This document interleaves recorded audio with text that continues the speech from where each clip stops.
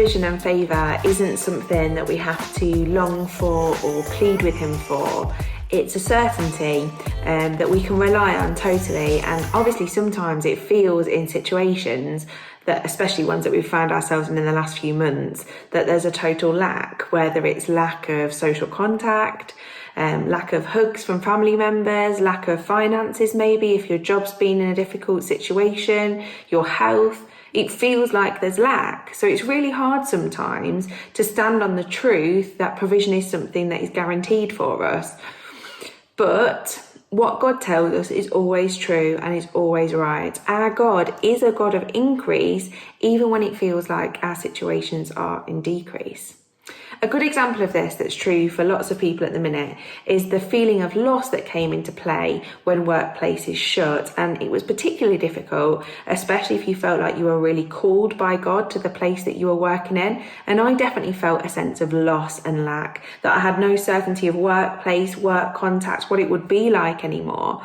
However, in that lack and in that decrease, I found an increase of my own, in my own sense of peace, in my own sense of purpose in the world around me, my purpose for those I work with and work for. And I've had a huge increase in my relationship with God, which previously I think my relationship with God was fitting in around all of the other things, instead of it being the central point that everything else came from. So by moving things away, there's been a space for God to flow.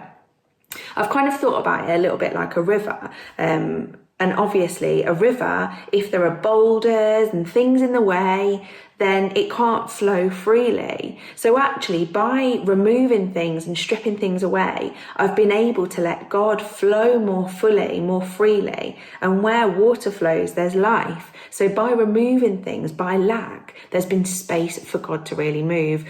When the rocks are in decrease, when the stuff that's in the way is in decrease, the presence and response of the Lord is in increase.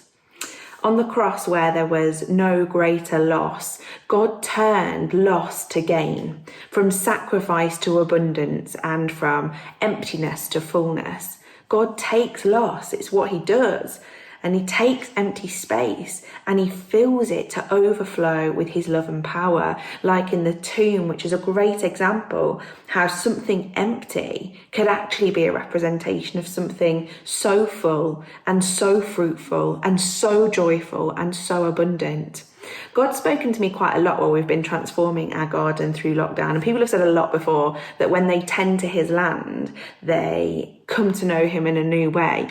And one of the things we did reminded me of how God takes pulling things away and turns it into something magnificent. He takes decrease and turns it into increase. So in our garden, there was a massive overgrown thicket. It was meters high and meters long. So as I started to chop it away and cut things back, I started to realize that there was something underneath it. So I cut away further and I dug and I found beneath all of this that there was a beautiful crescent moon shaped patio right on the spot that gets the most sunshine in our back garden. So as I'd stripped something away, it gave scope for something wonderful and beautiful to emerge, such as it is with God, that when there is decrease of one thing, something more magnificent, something more incredible replaces it or shows itself up because there's space for it again. As things go into decline, it can open up the way to an unveiling of goodness, which is even better than we can imagine or conceive. Thanks for joining us today. Search for us online and get information about upcoming events and more great teaching.